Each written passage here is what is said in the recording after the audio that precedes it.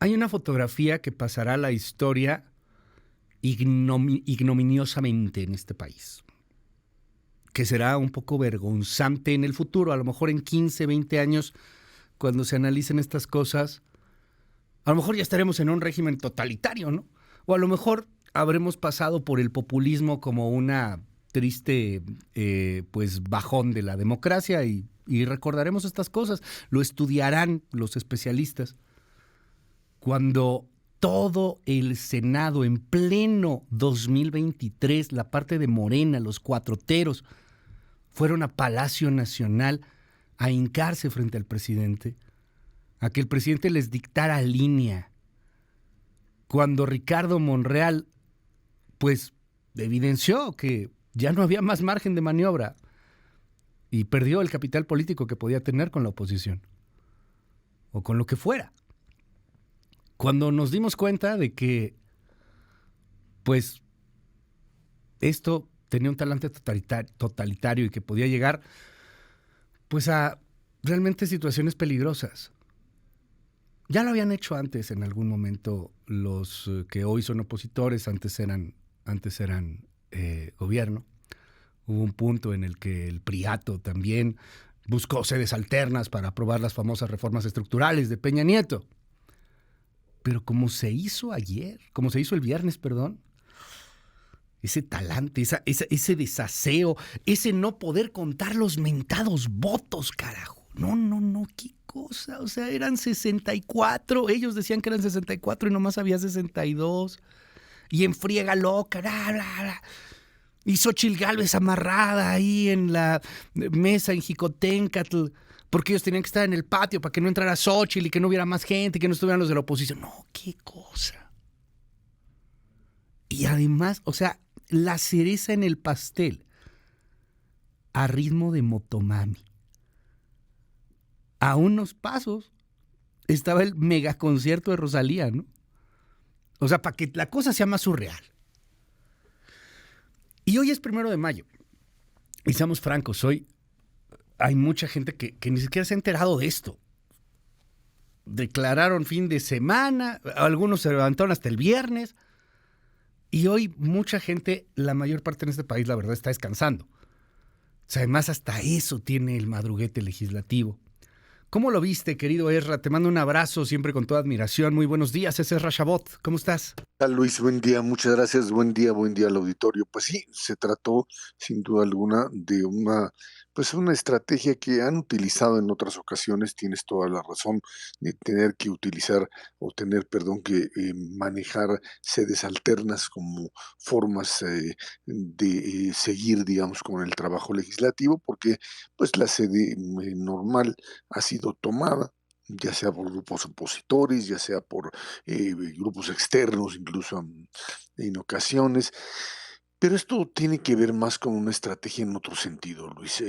Más allá de aprobar al vapor lo que serían las reformas o las leyes que, pues como ya lo habíamos platicado el jueves pasado, iban en una línea muy, muy clara. La línea de pues centralizar absolutamente todo, darle al presidente de la República el control y al propio gobierno de pues todo aquello que representaba una administración pública opaca, una administración pública sin transparencia, sin tener que rendir cuentas, con un ejército fortalecido al máximo y sin absolutamente nada que ofrecer a una oposición que prácticamente no existe o que por lo menos es calificada de ilegítima por el propio gobierno, tan sencillo como eso. Esto pues se viene a colación por lo que representó la semana pasada para la República, como un mecanismo de pues recuperación de lo que podríamos llamar una figura presidencial que había tenido desaciertos y que había caído con respecto a la propia opinión de la sociedad. Un presidente que pues perdía popularidad con el tema de los migrantes, con el propio debate nacional y que de repente desapareció frente a una pues enfermedad que pues sabemos que pues tuvo, creemos que tuvo, y que lo sacó de la escena nacional, que generó un enorme, Luis, un enorme interrogante con respecto a qué sucedía, y de repente reaparece y con un discurso muy agresivo con respecto a los adversarios y frente a una realidad muy clara, y llegaba el momento de definir cómo iba a controlar el proceso sucesorio. Y creo que ese es el punto central de esto. Más allá de la propia dinámica legislativa y en donde, pues como vimos, hubo un enorme desaseo, lo ha habido en otras ocasiones, ya veremos lo que la Suprema Corte hoy como pues el último dique de contención hace, pero lo que en realidad vimos el viernes pasado fue esa fotografía en donde lo principal es por parte del presidente lanzar el mensaje de yo sigo controlándolo todo, incluso no solamente el Congreso como tal, no solamente el Senado y por supuesto la Cámara de Diputados, sino sigo controlando la propia sucesión. Los pone a todos, incluso al propio Monreal, a Claudia Sheinbaum, por supuesto, a Dan Augusto y pues a Marcelo Ebrard, en la línea de lo que podríamos llamar el control de yo soy el que está definiendo todo, yo tengo el poder absoluto.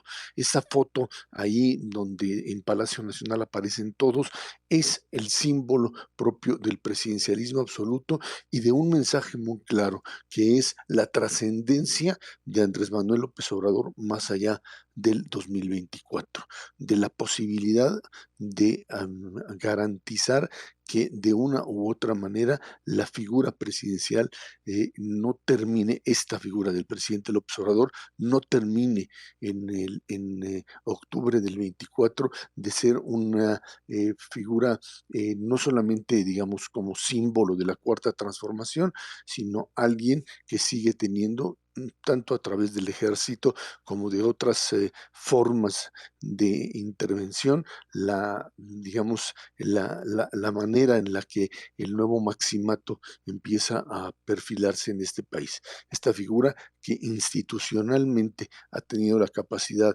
de destruir instituciones para construir una nueva, que es la del presidente ahora en funciones y después ya fuera del poder con capacidad de seguir mandando.